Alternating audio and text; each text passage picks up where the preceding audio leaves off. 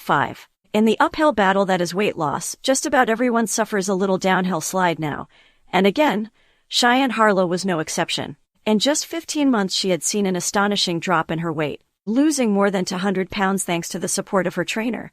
And no thanks to her roommates, Cheyenne had shrunken down to a manageable level of thickness in her figure. She was never going to be slim. Her quarter-black ancestry meant that she had a fine set of teeth, and that had been the envy of her friends as early as middle school. She was corn-fed, and there wasn't much that she was ever going to be able to do about the extra skin that had plagued her even as she'd managed to slim down. She was still a head-turner, despite, and perhaps because, of her extra weight.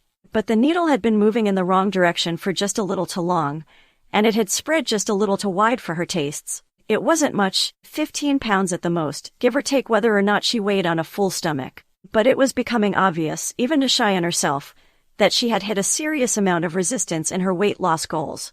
Yeah, I have no idea. Cheyenne had told Riley sheepishly, one day at a monthly weigh-in. I'm sticking to the plan and I'm making every meeting with you.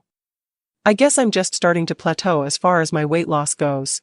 Which wasn't all bad. Che had managed an incredible amount of loss in a comparatively short amount of time. It was only natural that there was going to be some pushback from her body eventually. Now Riley knew just where the natural weight of her body was bound to fall. She had said so herself. And it had come after another successful workout, so she didn't have any reason to believe that she'd been cheating on her diet, which, as far as Cheyenne was concerned, she wasn't really doing.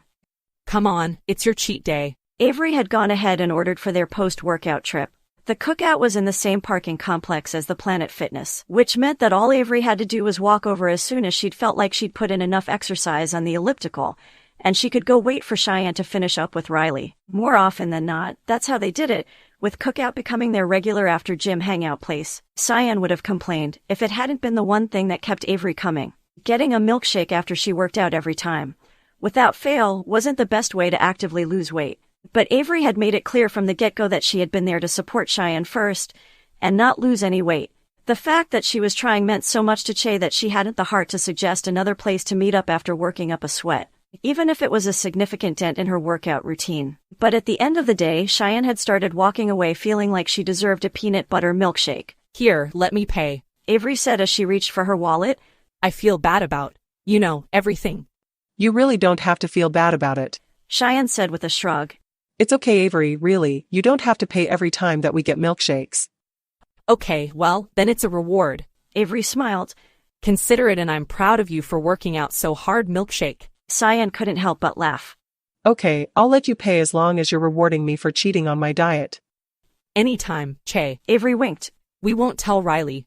For the past few weeks, it had really felt like a step in the right direction as far as her friendship with Avery was concerned.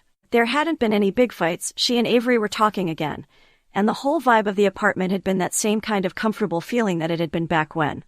Well, back when Cheyenne and Avery didn't fight all the fucking time. At the same time, she knew that she wasn't working as hard as she ought to have when it came to turning down extra snacks. That was, unfortunately, the price that she seemed to keep paying when it came to hanging out with her oldest friends. Avery and Brooke were big girls through and through, and she wasn't about to ask them to make compromises in their day-to-day lives. Not when things were finally starting to get back to normal. And if it meant getting to enjoy a spoon-thick milkshake once in a while, Cheyenne wasn't about to rat herself out for having a good time. Oof. Cheyenne had collapsed into the bench seating, her glutes sore and her thighs still burning from the workout that she'd endured. Somehow, she'd started feeling it more in the past few weeks. But then, the autumn months had been hard for her last year too. You starting to feel it, Che? A little. She smiled. How about you, Avery? You seeing any progress? Hardly. The fat blonde scoffed as she picked at her milkshake, still steaming cold. But there's, an uphill curve to this thing or whatever. I'm sure I'll start slimming down soon. Not if you keep eating all these milkshakes.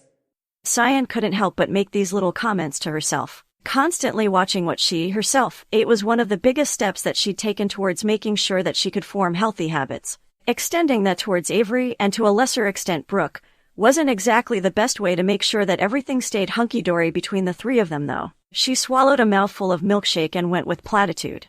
Yeah, you're doing great. Cheyenne grinned. You'll start losing weight in no time, that's how it was with me. Yeah, I remember. Avery chuckled. It doesn't seem like too long ago that you were bigger than me.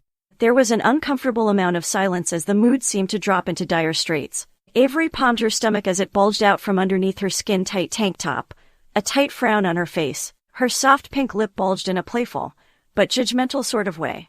I feel like such a cow standing next to you, you know? Oh, Avery, don't say that. It's true though. You've lost a shit ton of weight since we graduated. Avery's pout grew more exaggerated as she jiggled her jelly belly as it poured into her wide-open lap. If anything, I think I found it. Honey, no, you're beautiful. Cheyenne fell into form rather quickly. You look great. I can already tell a difference since you've been coming to work out with me. You think so? I really do, and I can tell you why. Cheyenne took a happy spoonful of her milkshake.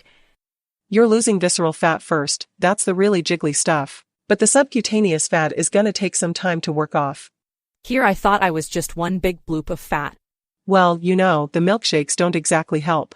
And for the first time in what had been far too long, that little innocuous comment hadn't led into a big knockdown, drag-out fight between the two of them. Avery laughed, Cheyenne laughed, and nobody's feelings were hurt. The big-bellied blonde across the booth slurped some of her milkshake, chuckled merrily, and that was the end of it. Cheyenne couldn't believe that they'd come so far in such a, comparatively, short amount of time. If being workout buddies with Avery would have fixed their problems this fast, she would have been more serious about asking Avery if she wanted to go to the gym with her all those months ago. Speaking of being fat, you want to go ahead and order something else? Avery asked with a passing glance at her phone. Brookie's gonna be working late, so she'll probably just grab something on her way home. Oh fuck, Avery, I don't know. Cheyenne bit her bottom lip. I better not.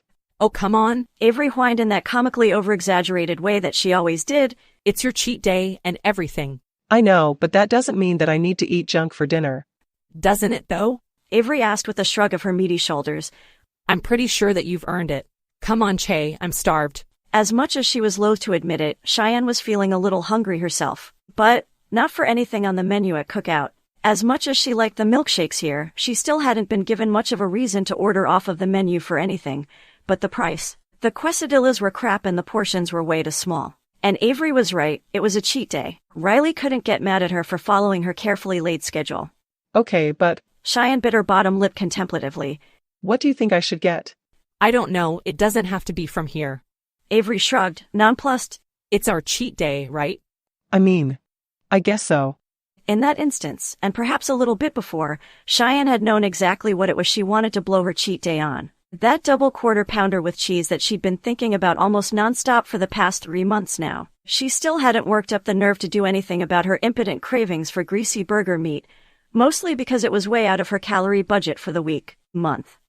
You want to go get something from McDonald's? Avery asked with a wry peak of her eyebrow.